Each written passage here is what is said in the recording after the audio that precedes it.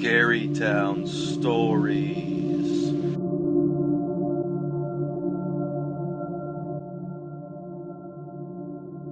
On today's episode, we are going to be discussing the Nutty Putty cave disaster.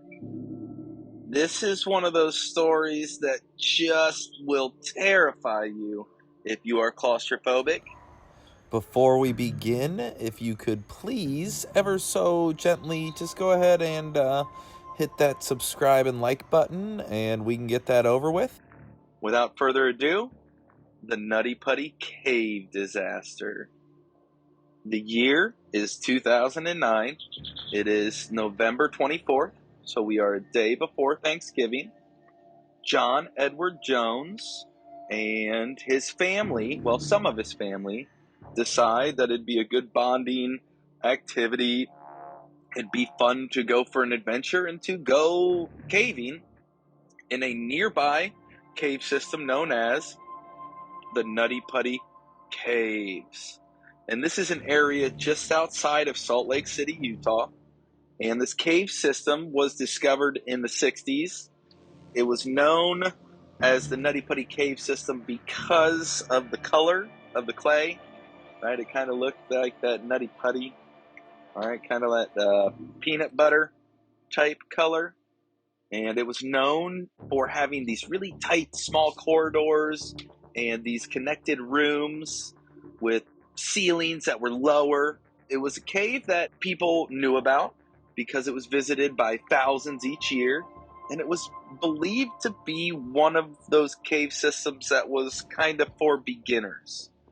You know, if it was your first time or maybe your third or fourth time caving.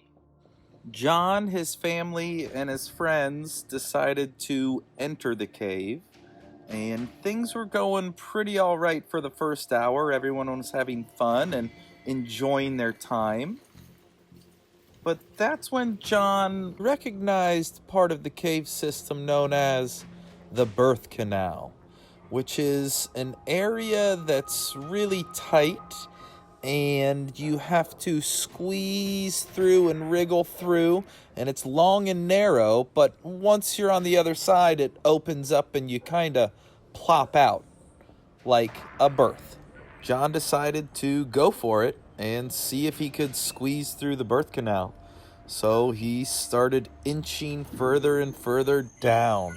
If you've ever seen anyone cave, there are certain parts when a cave gets so small that you have to exhale air from your lungs just to wriggle forward a little bit more, because your lungs inflated won't let you go farther in the cave. So these are some of the things that he is having to do as he's trying to kind of wriggle through the birth canal.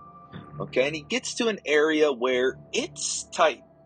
And he starts to kind of see if he can back out, but he can't really back out. He spots an area just in front of him, and he's like, okay, look, I know that this part of the cave system is tight, but if I can just wriggle through, I can, get to the other side of the birth canal and be fine. It's just a momentary uncomfort, let's call it. So he sees that little area just ahead of him, and he starts to wriggle, and he's wriggling, and it's really tight, but boom, he can stick his hands through this little hole. And when he gets there, he looks in, and he sees that the hole looks like it opens up into more of a chamber or room, but the problem is it doesn't go straight. The opening goes downwards. So he's crawling through this tunnel, and as he's coming out of the tunnel, where his head is, he's putting his head in a downward position, so he's trying to wriggle out, but wriggling down. So think about it kind of like an L shape, where his body, his legs are kind of horizontal, they're parallel with the ground, but the top half of him is at a downward angle. His head's upside down. John is a little bit terrified at this moment. He realizes he is not in the birth canal. He's actually in a different part of the cave, and it's a part of the cave that was uncharted And obviously it's uncharted because it was too narrow and too dangerous for people to explore. So it was unexplored.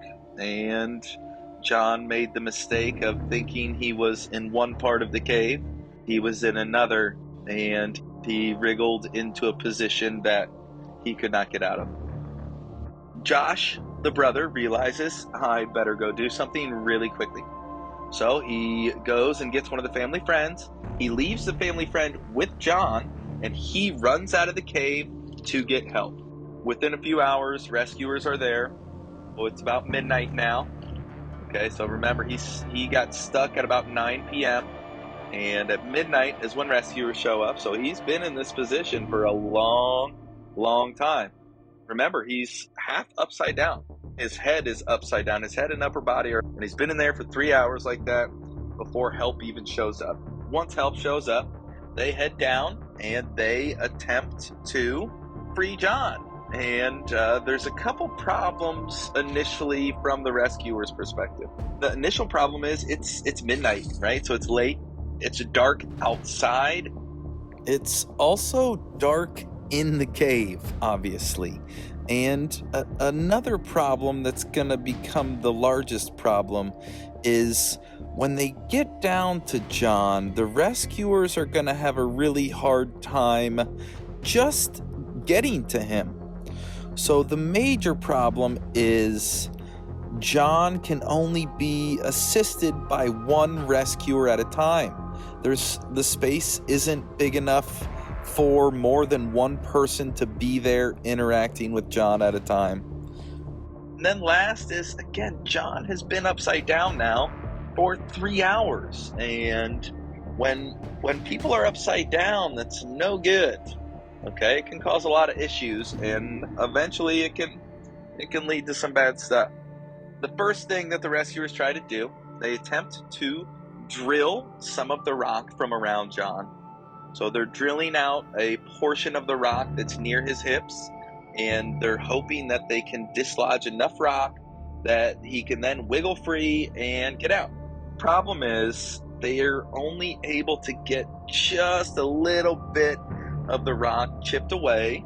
It's taken them hours to get just the smallest chunk of rock away. They're looking at their watches going, all right, he's been upside down now for 7 hours, 6 hours? We better figure something else out. The second attempt the rescuers decide to do is a pulley system. They tie a rope around John's legs. They set up a series of pulleys that are bolted into parts of the rock wall in the cave. So they have ropes and pulleys set up, and they are trying to pull John up that way. They begin to pull John, and slowly, and I mean slowly, John is inched and inched up out of the crevice. And it's extremely painful for John. Because remember, his rib cage is like stuck over this ledge, and they're pulling backwards, but his body needs to come vertical before it can come backwards. So it's basically like they're pulling John in the most unnatural way, but it's the only possible thing that they can do. So they're pulling John out, and it's so painful, and they're getting progress. They're pulling, and boom, they finally get to a point where there's a little bit of room between the rock area so that they can actually bring a radio down and give a radio to John so that John can communicate with his family on the outside. Now, this is part of the story that, again, is terrible. It all is, but this one really gets you.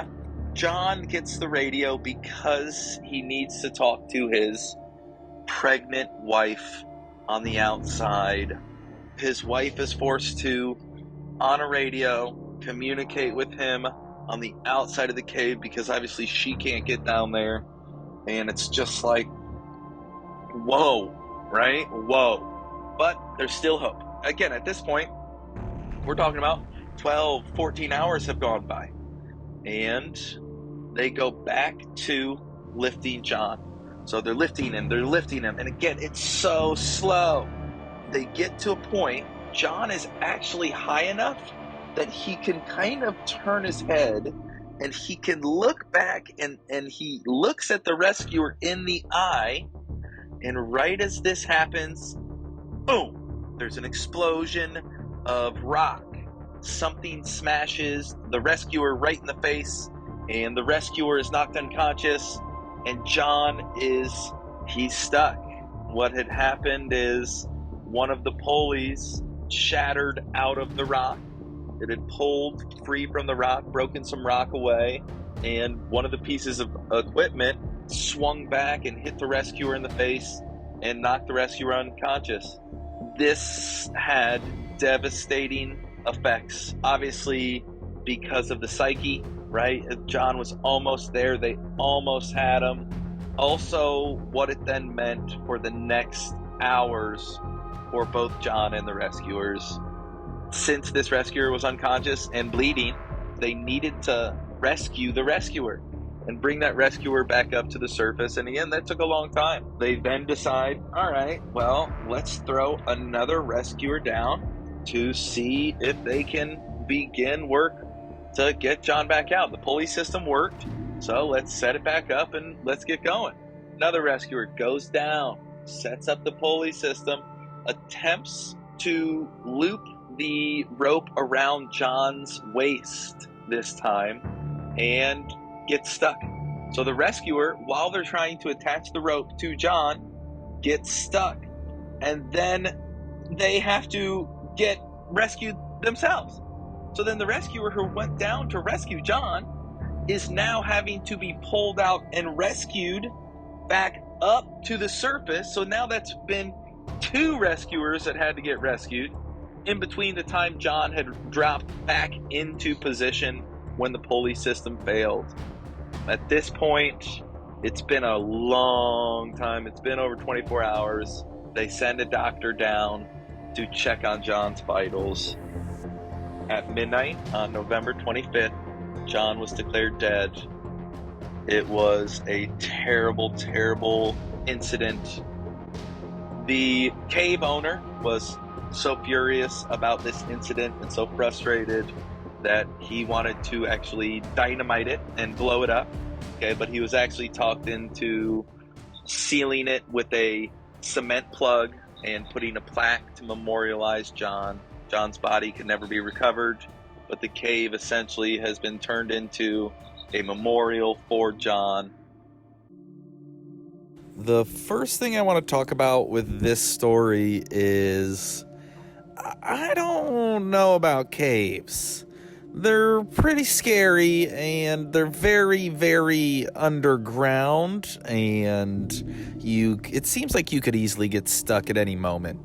So I'm not real sure why caving is really a thing, or I guess that's not what it's called. Spelunking is what it's called.